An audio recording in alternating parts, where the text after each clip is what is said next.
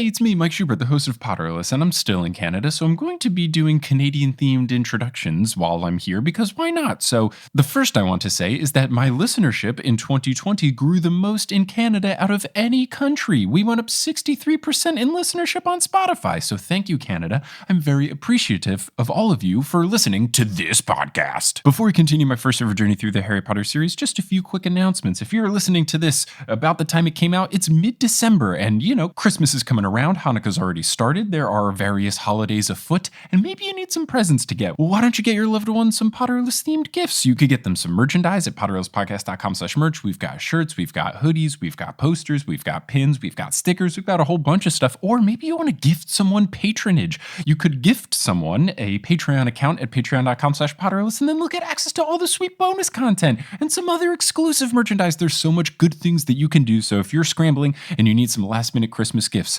we've got you covered. There's a whole bunch of stuff. And speaking of people having you covered, there are people who are covering the costs to produce this show, and those are our patrons over at patreon.com/Potterless, and we have a whole bunch of new patrons to welcome to the team. So shout out to Fire Whiskey and Honey, Rima Mehta, Luisa Elmarova, Philo Green, someone that made their username Dumbledore Calrissian, and someone else that made their username Youngledore. Shout out to Joe Sandor, who upgraded to the producer level status, and an apology for not saying the producer level patron Wire Warrior in a few recent episodes. Wire Warrior, of course, is a member of our illustrious list of producer-level patrons: Vicky, Christine, Aaron, Clown, Marchismo, Juan, Rosemary, Maria, Lisa, Audra, Eleanor, Nikita, Rachel, Zachary, Alex, John, Noel, Claire, Rory, Veronica, Lotta, Noah, Tracy, Colleen, Jennifer, Justin, Jacob, Maya, Mark, Polly, Zena, Harlan, Noelia, Nikki, Kine, Amanda, Kafir, Sarah, Marta, Maya, Floor, Georgia, Skyla, Adele, Professor Threat, Ellie, Michael, Kelly, Kerry, Connie, Jen, Nedry, Will, Marcos, Marique, Ashton, Brittany, Phelan, the Meadows family, Ginny, Heather, Kevin, Jarl, Peta, Jen, Callahan, Leah, Bella, Melanie, Becca, Reese, Adam, Joseph, Lily's mom, Madison, Tonk, Sabrina, Sophia, Farzan, Melanie, Matt, Okamahime, Boney Pony, Kelsey, Rike, Taylor, Megan, Riley, Laurel, Erica, Miranda, Landon, Kendra, Natanya, Yogan, Darcy, Sandra, Craig, Leor, Demi, Michelle, Callista, Jennifer, Henrique, Delkis, Katrina, Casey, Megan, Zat, Jack, Sophia, Dane, Robin, Chick, Mermaid, Dedekins, Alaria, Gregory, Stan, Kawkaw, Nina, Ribbon, Brittany, Ashley, Gavin, Jack, Serenity, Emily, Haley, Sabrina, Jenna, Laura, Gila, Eileen, Annette, Kirsten, Hufflepuff, Brett, Hunter, Mary, Artemis, Trans People are People, Samantha, Nina, Tatiana, Taylor, Karis, Vomit Spiders, Tony Joe, Wire Warrior of Punkfish, Rochelle, Steamed Nuggets, and Carter Potter, who never when they're playing a board game think, oh, I don't need to do this on this turn, I can do this on my next turn, and then they lose before their next turn takes place. If you want to be like one of these amazing patrons and get access to bonus content such as director's commentary, bonus episodes, exclusive monthly live streams, and more, you can head on over to patreon.com/Potterless. But without further ado, let's get into episode 155 of Potterless, the third part of our Puffs discussion, guest starring David Gordon.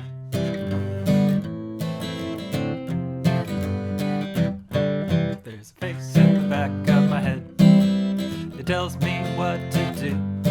It's a little bit mean and a little bit green. It belongs to you know who. Hello, Internet, and welcome back to another episode of Potterless, the tale of a 28-year-old man who never read the Harry Potter series as a kid. He read them as an adult. Then he watched a whole bunch of other stuff, and one of those other things was Puffs the Play. My name is Mike Schubert. I'm that grown man, and I'm here joined today by past guest of the show, Seattle improviser I used to do a bunch of shows with. It's David Gordon. David, how's it going? So good.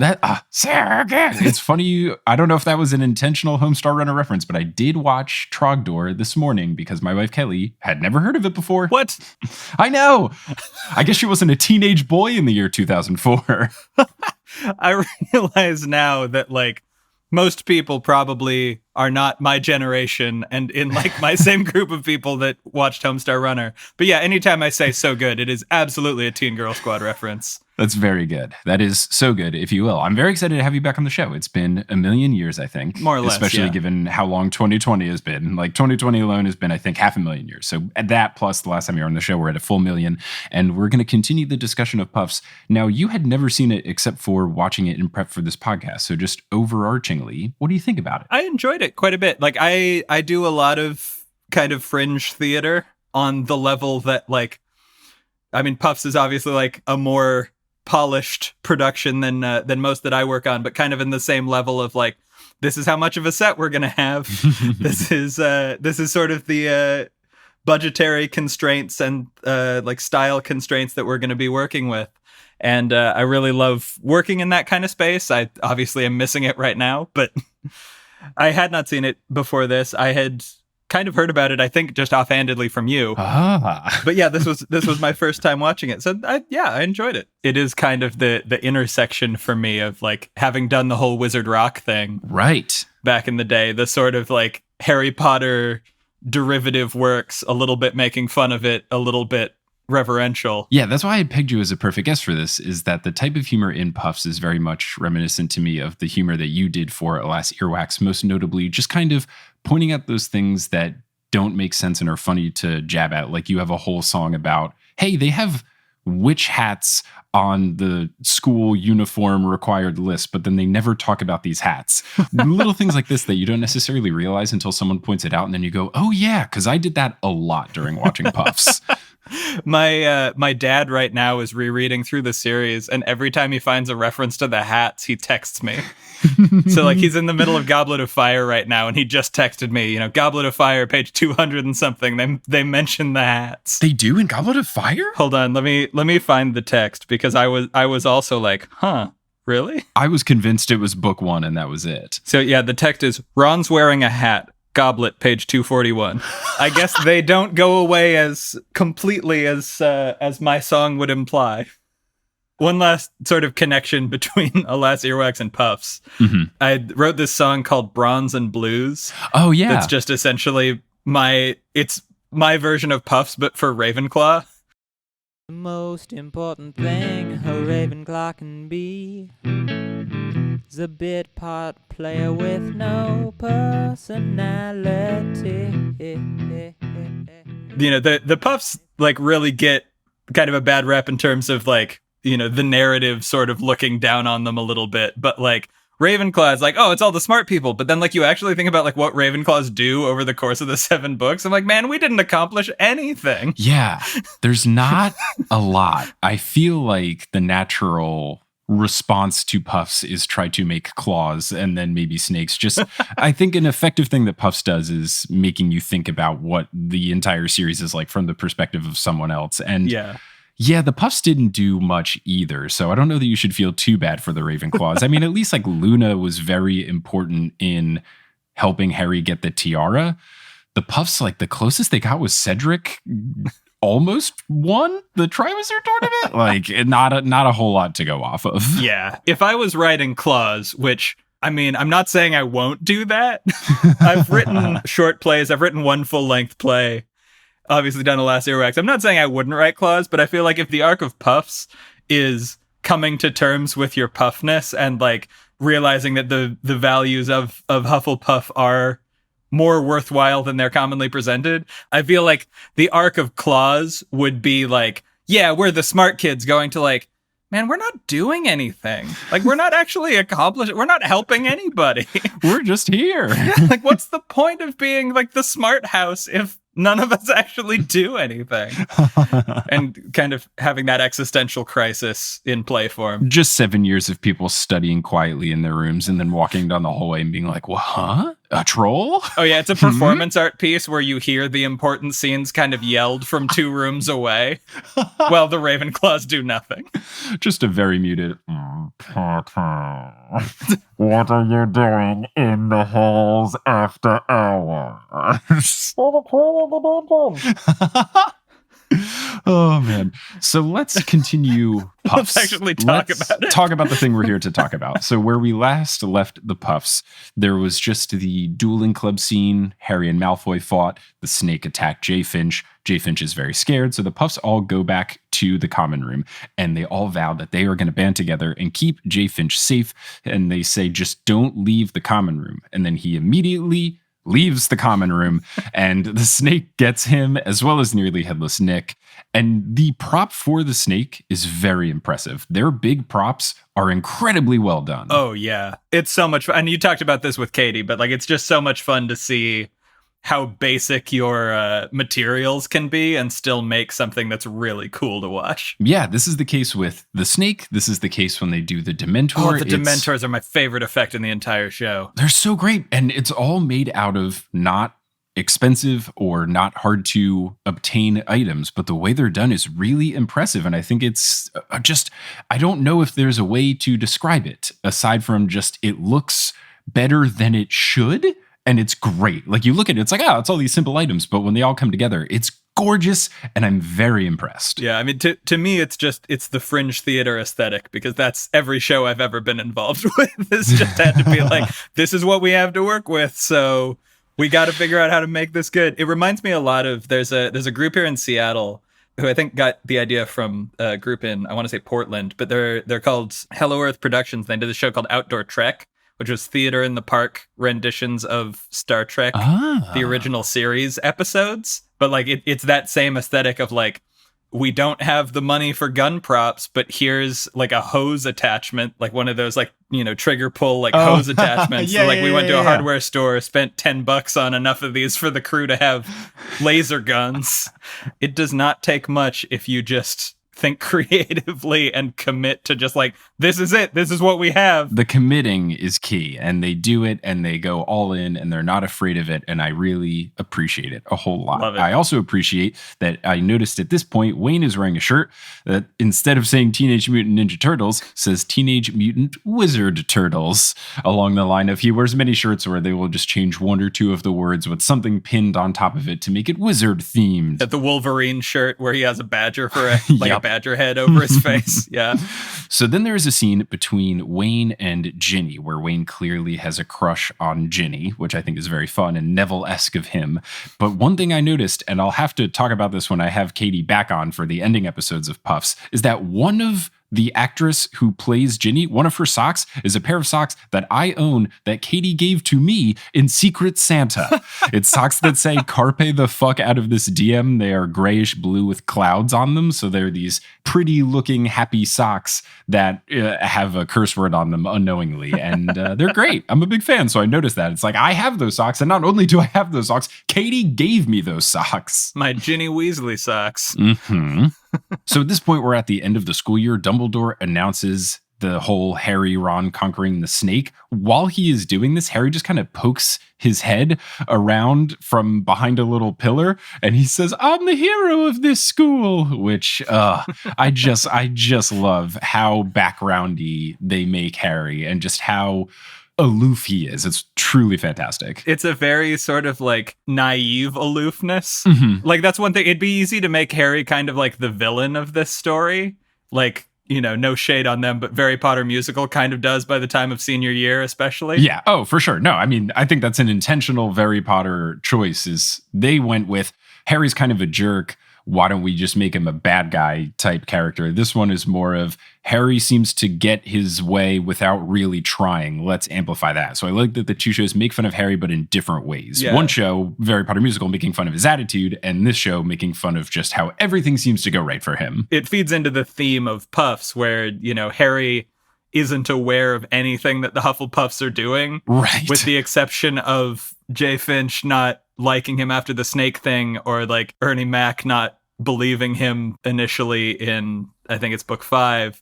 Just playing is like, okay, if this is about all the things Harry is oblivious to, our Harry is just going to be oblivious. And that makes it great. The actress playing Harry does an amazing job. She's fantastic, and I have an interview with her and some of the other actors in Puffs, and she was a delight, and we got to talk about her portrayal of Harry, and it was a fun time. So stay tuned for future Potterless episodes. Ooh. Dumbledore continues, and he says, "Now, you all know I don't pick favorites, but Harry is my favorite." Yeah. Which is so good.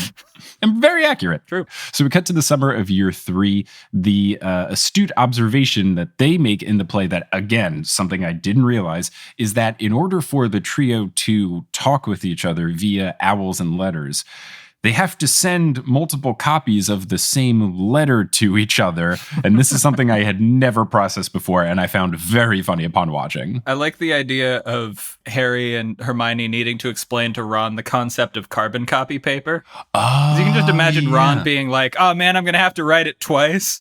And then they'd be like, I mean, there's a muggle solution to this. And then all of them realizing they can do magic. Yeah, I guess I haven't really used carbon copy paper except for every time I've moved, which is far too many. So I think I have a negative prejudice against carbon copy paper. I mean, that's- because I think that's the fine. only time I use it. Of all of the things to have prejudices against, I can live with that one. That yellow paper that goes behind white paper and takes imprints. Ugh. So Wayne in his letter writes about Free Willy. Again, love a 90s reference here. But he does make it awkward by saying he wants to free his own Willy. And later on, Oliver will make fun of this by saying, yeah, free your own Willy. And then making a confused, what did I just say face. There's also a point, though, where Wayne asks at the end of his letter, P.S., how does this owl know where to go? Which I think brings up an important argument that we have touched on a bit here in Potterless, in that the owls are literate, they can read and write, and they're also perfectly functioning GPS systems. The owls in Harry Potter are just regular owls, right? They're not magical owls. Are all owls this smart? Like, I'm confused of how they are so good at their job. I have thought about that. Somewhere in a drawer, I have an Alas Earwax song that I never finished. Maybe because I didn't know what the answer was. I mean, I feel like from what's established in canon, it seems like any owl, if you hand it a wizard letter, will figure out how to take it to the right place. Maybe that's why they still use quills and ink. Owls can't read pens or pencils or markers, but they can read quill ink. Yeah, owls aren't like forward compatible. Owls are PlayStation 1 games, and you can't use it unless you have the first giant clunky PlayStation 3, like I have, marinating in my parents' upstairs game room for whenever I want to bust out Crash Bandicoot in 4 pixels. You know what? I'm into this headcanon of that's why we're still using quills and parchment, because that's all the owl post can handle. It's the only thing that makes sense of why they still use quill pens. I get that they don't like Muggle technology, but the fact that they have not upgraded to pens and pencils makes just no sense at all.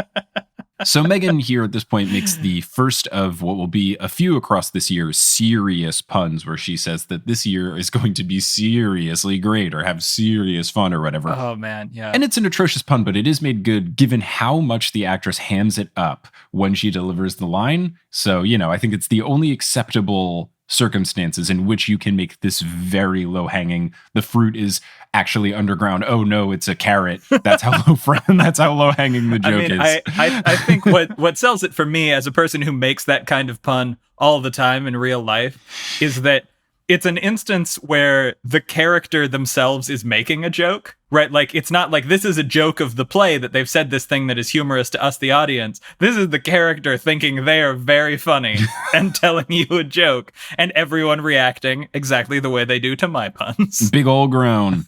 So the narrator says that they have measures in place to make the children feel safe, and this is where we get the Dementor fight scene where you see the Dementors, and in the film version it's cool because you get these action-shotty angles of the narrator using what I assume is Expecto Patronum against the Dementors. And I gotta say, seeing this live, it was very cool. Seeing it on video, it's very cool. It's a very fun prop that I was genuinely surprised by. It's huge. That was so cool, that moment. Like I say, I think it's probably my favorite like effect in the show. Mm-hmm. The lighting is great. It's ominous looking. It's a very well done little transition scene. Oh yeah. So then at this point, the narrator gives out magical chocolate to everyone in the front row. As he's giving them out, he says, yes, a Rolo, which is good because I don't know if Rolos are just a regional thing, but I do feel like they are a very niche chocolate, which I think is a fun selection to make. Yeah, and I like my impression of Rolos is just like they're a candy that like everybody's heard of, but nobody like goes out of their way to get. Yeah, they are very much in shape, and I also think popularity, the chocolate version of Mentos, where you're like, oh yeah, I've had Mentos, but no one out there is like, you know what I need? A cylinder of mints that are not individually wrapped. And if I put them in Diet Coke, bad things happen. I mean, I think this is going to turn out to be the thing from this episode that all of your fans are going to come at you about. Oh, yeah. The Rolo stans are going to unearth themselves. I feel like every single episode, there's one thing. And this episode, it's going to be people who love Rolos. Yeah. You know, Robert Lopez, Rolo himself, will send me an email and be like, my father invented Rolos. I remember I did dance classes in middle school. I did hip hop classes, and they were in the little concession stand. They did a fundraising. I guess you could buy candy on your way out of the dance studio, and Rolos were always there, and no one ever bought them because you would pick normal things like Butterfingers that a kid wants. No kid's like, yeah, Mom, please give me a tube of Rolos. It's been probably 10 years since the last time I had a Rolo. I'm very excited for someone, or maybe Rolo themselves, to send me a box of Rolos to try to prove me into liking them. I don't think they're bad. They're just not like, hell yeah. So I thought it was a very funny choice of candy. It's one of those things where like in the moment it just comes off very like off the cuff, but like you can just imagine like how long they like listed out types of chocolate and like picked exactly the most comedic one. They ran it through focus groups. Yeah, you know, like all fringe artists do. But I mean, this is again, the parallels to a Harry Potter musical are here. They have fringe candy and red vines, and then now they have Rolos. Except red vines, we did always have red vines at CSC Seattle, and I never understood why, because I don't think red vines are particularly good. I mean, I am not a huge licorice fan, just as a rule. I thought that until someone sent me a bunch of packs of Australian soft chewing licorice, and that is very good. But you do have to put 3 good words before you get to licorice to make it good. Australian, soft, and chewing. Well, next time I'm going to Australia, I'll pick me up some. Yeah, so 2028, when we finally get things together. Oh boy, that's optimistic. So he gives out the chocolate to the front row, and then he stands up and to the back says, "You in the back, I'm sorry, you're sad forever," and then goes on. Great moment. And when I watched this, I was in the back and I laughed. It was great. So year 3, the very first line that is said is, I believe Oliver comes out on stage and just screams, "I'm telling you guys, the headmaster looks different this year," which, God, absolutely brilliant. Absolutely brilliant. And they follow through and even have a different person from here on out playing Dumbledore. It is a wonderful bit, and the commitment to it is great. And gosh, making fun of the movies is something they do very well in this play. Oh yeah, I mean, I know in Katie's episode there was a little bit of talk about, you know, inside jokes in terms of like, you know, you have to know these things about the Harry Potter fandom or the movies or the conversation around the movies. In the case of the "I'm the picture of calm right now" line from year 4. But I agree with that in general. Like, you want this kind of thing to be accessible to like as many people as possible, even if they don't know the deep lore or whatever.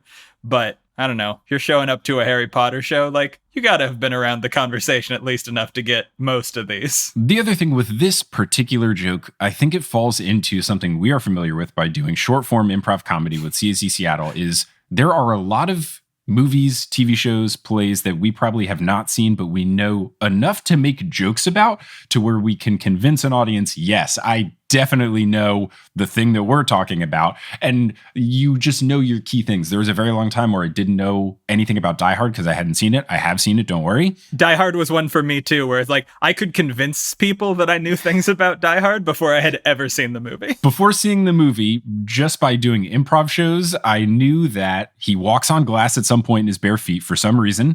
It takes place in a tower. Alan Rickman is Hans Gruber, and he has a very silly accent, and he falls off a building. Yeah. And from that, and Yippee-Ki-Yay, and Bruce Willis being in there, and Bruce Willis actually having hair, those things, I was like, I can get by an improv show where Die Hard comes up. And I think for this level of Harry Potter joke, everybody gets it. Everyone knows a few things, and I think Dumbledore getting recast is one of them. I also think that's why the Olive Garden Wingardium Leviosa joke that we talked about in a previous episode works, is because I think most people know that it's not Leviosa, it's Leviosa scene. So if you're going to make inside baseball jokes, if you do them about the things that are pretty ubiquitous, you're going to get a high hit rate. And then also, yeah, I don't know many people going to Puffs that aren't Harry Potter fans. So you can have some of these jokes and you're probably going to be okay. Unless you're like my uncle who went to see The Hobbit 2 without having seen the first one. Huh. Was that the decimation of Smaug or whatever? Yeah. Is that actually what the title is? Desolation. Desolation. I thought that, but I thought that's not a word. That's not a word. M is just the letter next to L. Yeah, the decimation of smog is where smog only burns every 10th house. Haha, I know what you're talking about. Big feet with hair on it, am I right? What about second breakfast? Oh no, we've gone way off track now. I've seen Lord of the Rings, just not the Hobbit movies. I mean, that's fine. Thank you, Past David. I agree. I think that is fine. Hey, it's me, Editing Mike. How's it going, everyone? I also think that something that would be fine would be taking a bit of a break here, since we're already on quite a big tangent, for a little segment we like to call Wingardium Leviosa.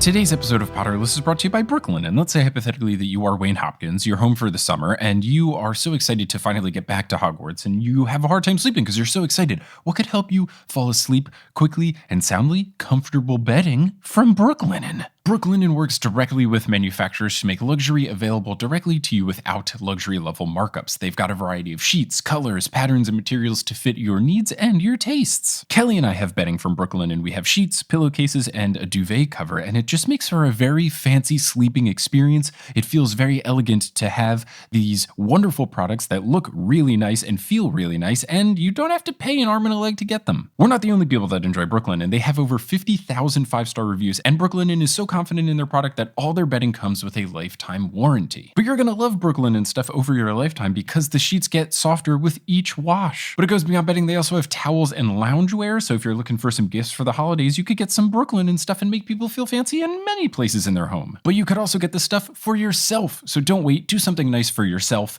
Do something nice for someone else. Go to brooklinen.com and use the promo code Potterless, and you will get 10% off your first order and free shipping. That's BROOKLINEN.com and enter that promo code Potterless for 10% off your first order plus free shipping. So go to brooklinen.com, use that promo code Potterless, get those savings, and get some wonderful bedding to help you fall asleep during your excited, not at Hogwarts yet phase today. And now you'll hear words from a few sponsors who make it feasible for me to be a full-time podcaster. Some of these ads will be read by me, others of them won't. The ones that aren't are inserted locally, so if you live internationally, don't be surprised if you hear an ad in your country's native language. And once those ads are complete, we'll get back to this episode of Potterless.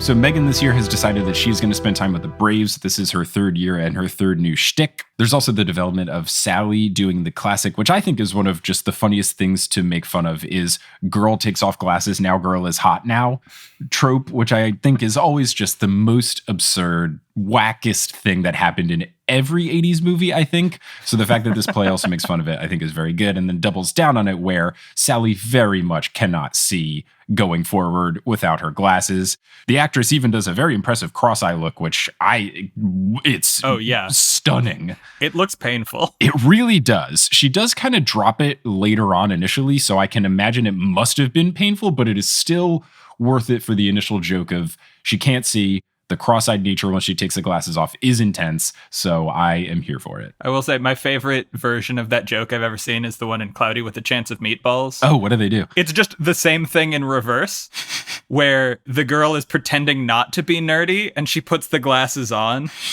It's super endearing in the context because she's obviously a huge nerd and trying to hide it. And like putting the glasses on, like it's played the exact same way of like, oh, she was beautiful all along. But it's like, oh, she was intelligent all along. That's good. I like it. It's still playing the trope, but like that's the version that I've seen that I'm like, all right. It's good. That's well done. I like it a lot. So now they're getting into taking elective courses, and Hermione is in every single class. The way they do this is just a different actor has the very big Hermione wig that they use. And one of these classes, Oliver is mistakenly put into Muggle studies, but it turns out that it's just flashcards with everyday Muggle objects. So the teacher holds up a picture of a toaster and then asks the class, does anyone know what this is? And Oliver knows it's a toaster, and he's very excited about this. And then the teacher asks, can anyone tell me what algebra is? And Oliver pronounces that he would like to remain in this class, please. So I'm happy for him. He found a class he's good at. Yeah, I was interested that they didn't pick arithmancy. Yeah. But I get why, because Muggle Studies is a better joke. It is a better joke. I also we never know anything about arithmancy except for that it's taught by Professor Vector. And I'm just so curious. I'm sure there's some fanfic out there, so maybe I'll have to do some deep diving there. But wizard math just sounds so promising. I say this as I record this in the apartment of Kelly's sister and her husband, who both are PhD math graduates. So I feel like I'm in a very arithmancy approved household. There's an entire bookshelf of just math books. So I feel very much in the right frame of reference to do an arithmancy deep dive. Nice. I will also say the bit in this where there's only two actors playing every single teacher, just sort of alternating in between classes, is one of my favorite things to watch. Like anytime I've seen any play that just has just that bit of like just a couple of actors like rotating in through just a bunch of roles. It's just always fun, and it's a good acting challenge for them. See how many different characters you can really differentiate with a little costume change and a little, diction change. It's so fun. It's very fun, and it's also in addition to being fun and a challenge, it's helpful for the audience because since people are being so many different roles, it's at least nice to say, oh, this woman is always the women teachers and this man is always the men teachers. Except for Dumbledore, where they're both them. Oh, I didn't even realize that the two teachers. So smart. Look at this. It's really smart. And for a play that has so many different characters, it's nice to try to ground it and make it easier on the audience in any way that you can. So to make all of the staff just those two people is really smart and then also very fun and well executed. Indeed. So then the three Hermiones get together after this rapid montage of scenes. They all stand in the same area facing each other and they all in unison go, "Oh, honestly." And was this a Harry Potter reference? Like, does she say that at some point in the movies? I felt out of the loop here. I don't know if it was just them being funny or if this was a reference that whooshed over my head. That is definitely something she says. Okay. I don't remember it being memorable enough to necessarily motivate that joke. Okay, that's what I thought. It's like, I believe that she said this, but I don't think it's as famous enough where everyone goes, yes, the classic, "Oh, honestly" line that Hermione delivers. It's no Leviosa. Right. It's no punch in the face of Draco. Oh man, we didn't get to see that like weird mop wig punch Draco in the face. So Sirius then attacks on Halloween, and this brings up a question again, something I didn't think of. Does all of this stuff actually happen on Halloween every year? Because if that's the case, you have Harry's parents dying on Halloween, the Death Day party thing, now this. Is there always bad stuff on Halloween happening? I did not, I had the same question watching it. I did not recall off the top of my head, but just given how well researched the show is, my guess is going to be yes. Yeah, okay, I agree. If I'm wrong about the amount of dramaturgy they did to get their Harry Potter facts right, given that every person in the audience is probably a super fan, I'm going to say that's probably accurate. David Gordon, just so trusting of other Harry Potter nerds that were writing a play. How dare you? I would have double checked that, so I assume they did too. Mm-hmm. So at this point, you have the Puffs talking about the Sirius attack. Hannah says, "Someone told me that the murderer was only going after pretty girls, so I don't have to worry." Oh, I get it. They were bullying me, which a good bit. This happened with the troll. This is back. I like this joke a lot. Cedric comes in. He is going to tell everyone a story to help everyone go to sleep because at this point they're doing the slumber party in the Great Hall. So he starts to tell the story of Helga Hufflepuff. The book is called The Tragic Yet Rewarding History of the Puffs, which feels incredibly on brand. And they are going back and there's this flashback hand puppety type thing to talk about the founders. And the Gryffindors or the Braves are decided as the students who are brave. The Smarts are the students who are smart. And then for the Snakes, it says students who are blonde, rich, assholes, which is very solid. I appreciate that. It is kind of hard to put a finger on what the Slytherins end up representing versus what they are supposed to represent, especially given what Salazar Slytherin originally had in mind. Yeah, I mean, that's the eternal challenge. I don't know if this bit has continued, but I remember when I did the sound for your live show and people coming up to ask questions in the Q&A had to identify themselves as Slytherin, not a racist. That was the first time I did it. I did that off the cuff, and it has been a staple at every single live Potterless event that has ever taken place since. So excellent. That has stuck, which is good. I'm glad to see Potterless continuing to avow anti-racism. You got to do it. You got to be anti-racist. And I am glad that it has continued. It's funny when it continues in non-live show spaces. Sometimes when Slytherin people will email me, they will sign it, Jamie Slytherin, and then in parentheses, not a racist. So that's always fun. And then sometimes people just across social media will mention that they are Slytherin and that they're not racist. And I hope that everyone gets the joke. And just, there could be someone, a heathen who skips the live show episodes or something, and they're just very confused about why everyone feels the need to say that they're not racist at the start of the comment that they're making or something. It's just extra motivation for you all to listen to the live show episodes, which are all very good. Especially that one that I helped record, because the sound quality, all me. It was honestly very good. And I have to say, I did a live show in Phoenix, Arizona, and I had 2 different ways to record the show, and both failed. So I wish I had you there because that wouldn't have happened. Yeah, actually, I think that show we were on our first fail-safe Yes. by the time we got the recording we ended up with. Yep, but it ended up working, and you even made a backup to the backup. For the longest time, I had 2 versions of the live show file, and I think one was called High Quality, and then one was called either Oops or Backup or something of the variety. Just in case high quality doesn't work, here's Yep. mediocre. High quality and day-old audio. So Dumbledore does the intercom announcements to announce, that they all have to go to the Great Hall and that it's safe now. He always ends these intercom announcements by yelling something at the end. So this is the early instance of the whole "this Dumbledore is a loud yelling" one. So I appreciate that they start to do that joke a little bit. It's just peppered in throughout, but then they very much make fun of it later on in year 4. Yeah. So Megan puts a bit of a damper on this story by finishing it, saying that the Puffs are, in her words, just the dumb kids. So that brings everyone's mood down a bit from Cedric's wholesome story.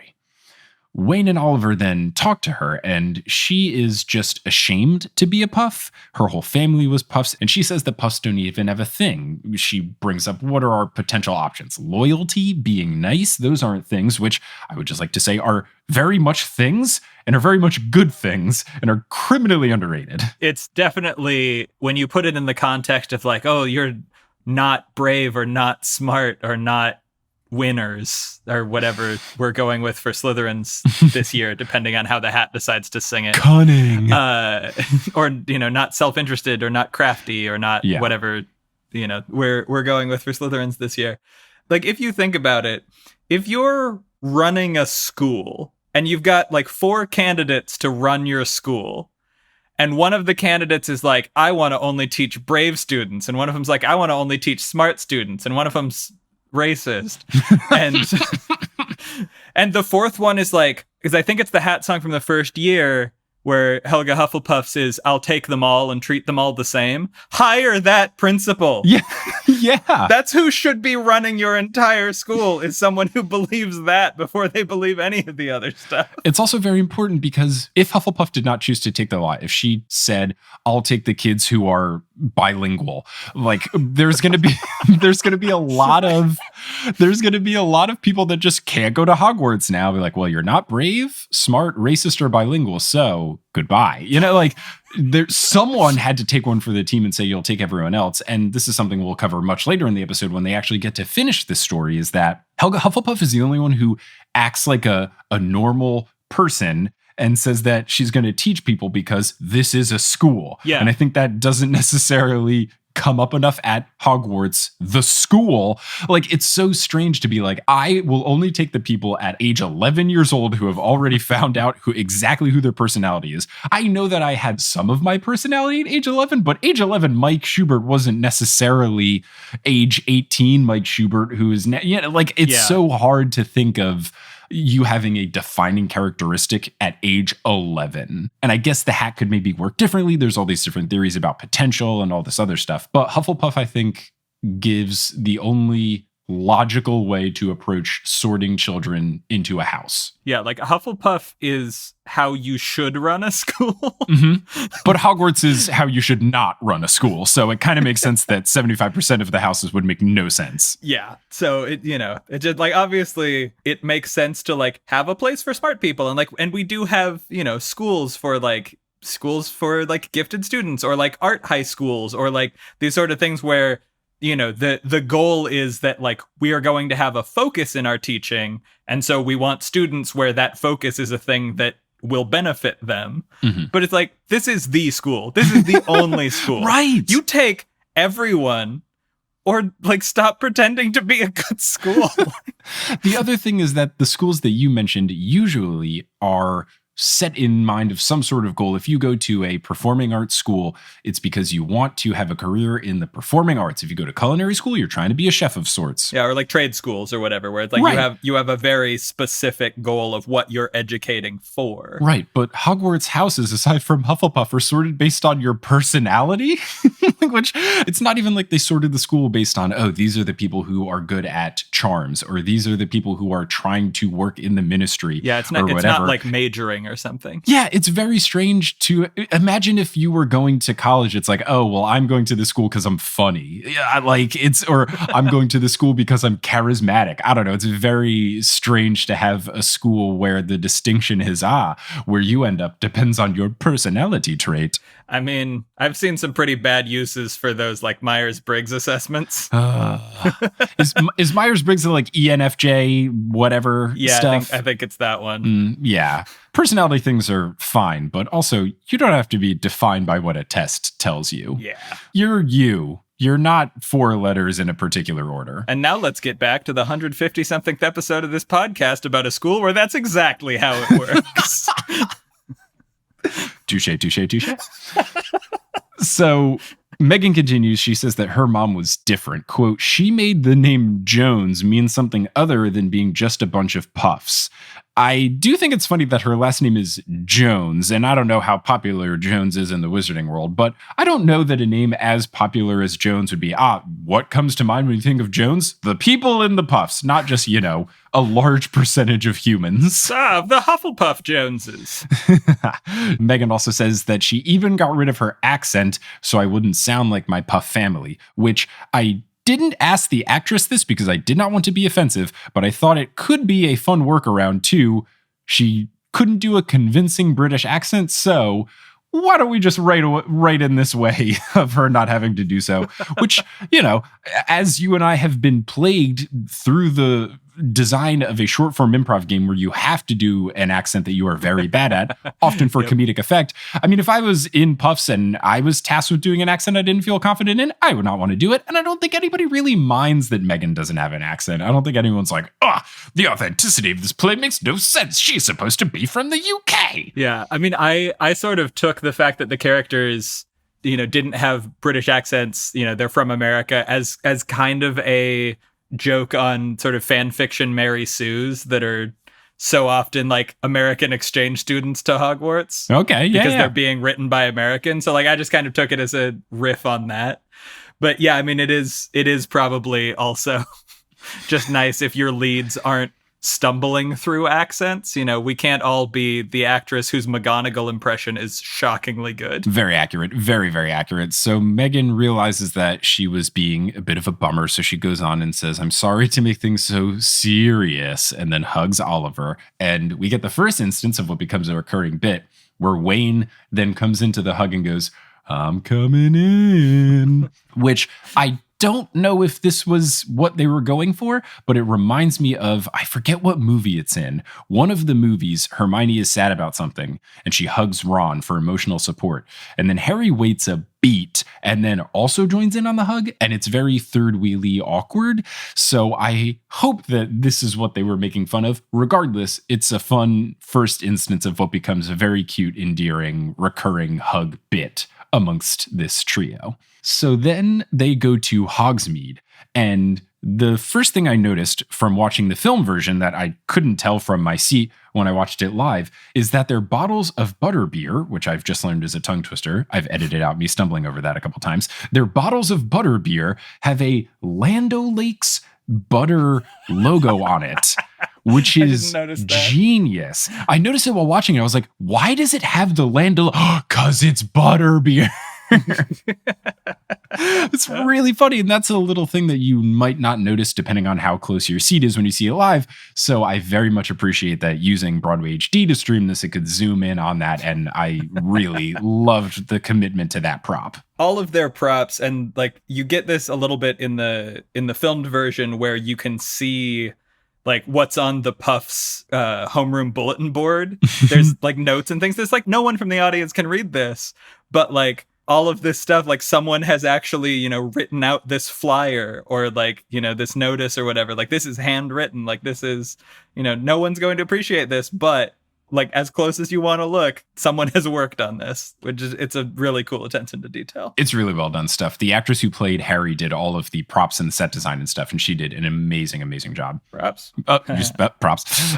Making fun of the thing that I think is quite astounding is that butterbeer is a little bit alcoholic, and it's a bunch of very young children drinking it. So it starts with the classic them all being a little bit awkward, trying to have a conversation, and then you very quickly cut to them being quite drunk.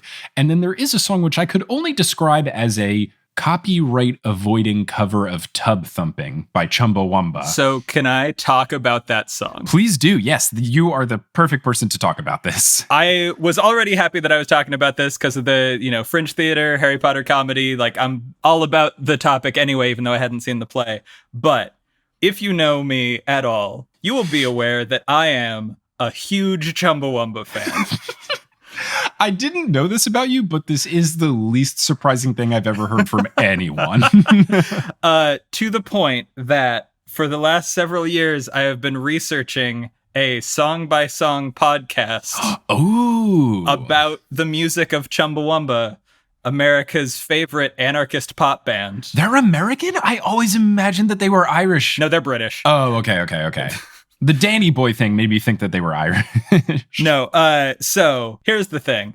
I did start that podcast. I got a couple episodes in, and then I started having weird issues with my eyes that made it hard to use a computer. So it's on hiatus. But if you look for the podcast, The Music's Not a Threat, you can hear me talk in depth about Chumbawumba. And then we got to this bit with this song. And you better believe as soon as this was over, I found and downloaded this song. Lift Up Your Cups.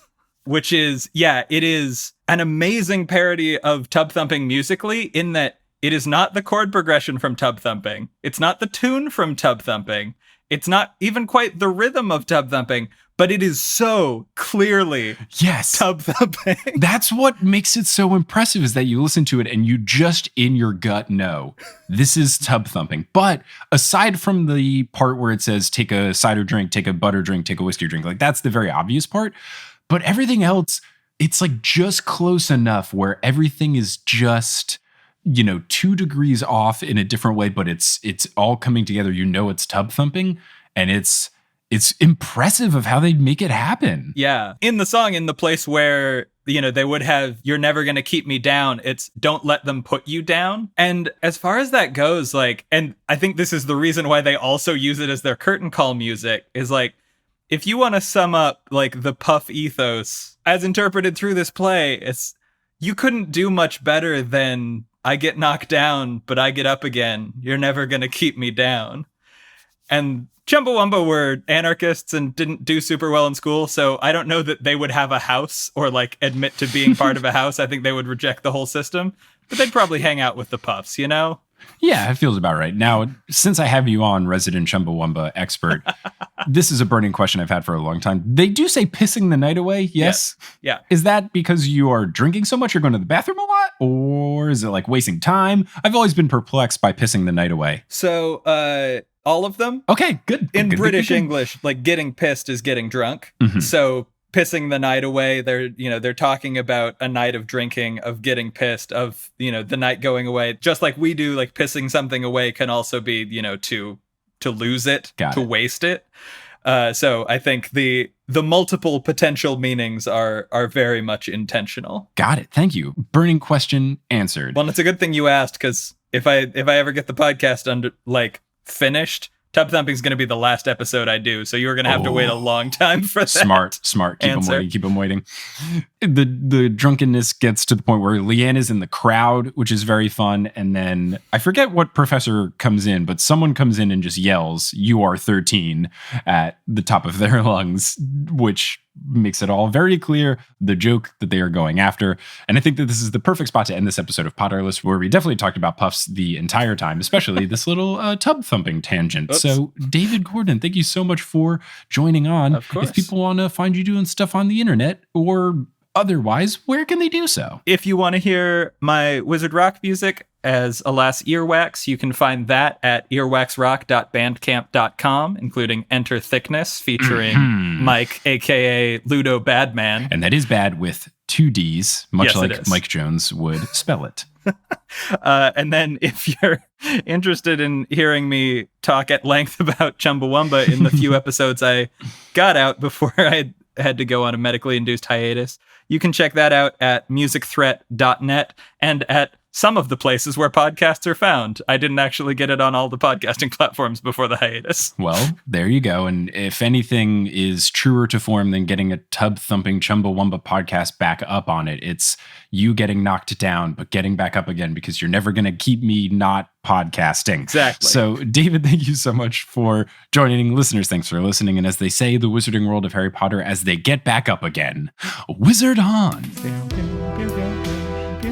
Hey, the new year is coming up, and maybe you're thinking, new year, new me, I'm going to make a new podcast. Well, if you need some help, Multitude has a whole bunch of resources that are available for free. You can go to multitude.production/resources and check all of those out. Potterless was created by Mike Schubert. It is hosted by Mike Schubert. It is edited by Mike Schubert. It is produced by Mike Schubert, as well as Vicky Garcia, Christine Aaron Johnson, Klaus Lopu, Marchismo, Juan Sanfilio, Rosemary Dash Murray, Lisa C. Keen, Audra, Eleanor Curlin, Nikita Power, Rachel Guthrie, Zachary Polito, Alex Consulver, John Cocker, Noel Basile, Claire Spencer, Rory Collier, Veronica Bartova, Lotta Bartova, Noah, Tracy Toya, Colleen, Jennifer Marklew, Justin Montero, Jacob Parrish, Maya Gray, Mark Body, Polly Burge, Zena Rosnowski, Harlan Haskins, Noelia, Nikki Harris, Kine, Amanda Alfor, Kafir Shaltiel, Sarah Shetter, Marta Morrison, Maya, Floor Sake, Georgia Davis, Skylar Lilly, Adele Ryan, Professor Threat, Ellie Hoskov-Chova, Michael David Yordi, Kelly Otilio, Kerry Crumpler, Connie Bienkowski, Jen Went, Nedry OS, Will Huser, Marco Cepeda, Marique Rieger, Ashton Gabrielson, Brittany Gutierrez, Phelan the Meadows Family, Ginny from the Block, Heather Langiel, Kevin Stewart, Jarl, Sviven, Pete McGrath, Jen and Rose Daub, Callahan and Daras, Leah Reed, Bella Barlack, Melanie Demi, Becca Spry, Reese Deignan, Adam Graham, Joseph Torp, Lily's mom, Madison, Don't Call Me Nymphadora, Sabrina Balsiger, Sophia Loves Pigs, Farzan Jarabat, Melanie DeGrave, Matt Barger, Okamahime, Boney Pony, Kelsey Gillespie, Rike Mangor Jensen, Taylor Payne, Megan Moon, Riley Kiddes, Laurel Happy, Erica Butler, Miranda, Landon Schwausch, Kendra Hertz, Natanya Page, Yogan Shanley, Darcy Alexandra Harrison, Sandra Rose, Craig McRoberts, Leor Nachum, Demi Lynn, Michelle Spurgeon, Callista Delano, Jennifer Terzian, Henrika Wolf, Delkis, Katrina Smith, Casey Canales, Magan Stempin, Zot, Jack Gitzes, Sophia Leone, Dane Nemcher, Robin Garcia, Chick Parr, Mermaid and her Daddykins, Ilaria Vicentin, Gregory Hughes, The Real Stan Shunpei, Call Mother Feathers, Nina Jazalik, Ribbon Monstrosity, Brittany Harper, Ashley Sommers, Gavin Miller, Jack Parr, Serenity Allen, Emily Quinlan, Haley Hastings, Sabrina Casanova, Jenny Browers, Laurel, Mazatov Hila, Eileen Gazesh, Annette Pipitone, Kirsten R. Cunningham, Hufflepuff alumni, Brett Clausen, Hunter Gordon, Mary Price, Artemis, Trans People Are People, Samantha McNamara, Nina Campley, Tatiana Schmidtova, Taylor Roberts, Karis Davies, Little Vomit Spiders Running Around, Tony Joe McHufflepuff, Wire Warrior, Punkfish, Rochelle Mobbs, Steamed Nuggets, and Cat Potter. Web design by Kelly Schubert, and the music is by Bettina Campamadas. If you want to find us on social media, you can at facebook.com/Potterless, twitter.com/PotterlessPod, instagram.com/PotterlessPodcast, and reddit.com/r/Potterless. For any and all information about the show, you can go to PotterlessPodcast.com. For bonus content, you go to patreon.com/Potterless, and for merch, you can go to PotterlessPodcast.com/merch. If you want to tell someone about the show, you think of someone who might like it, shoot them a message, send them a link, say, hey, there's this podcast, I think you'd really like it. The host seems like a wonderful and very humble person. Or you could leave a rating and review online, that would really help as well. Thank you so much for listening, and until next time, as they say in the Wizarding World of Harry Potter, wizard on!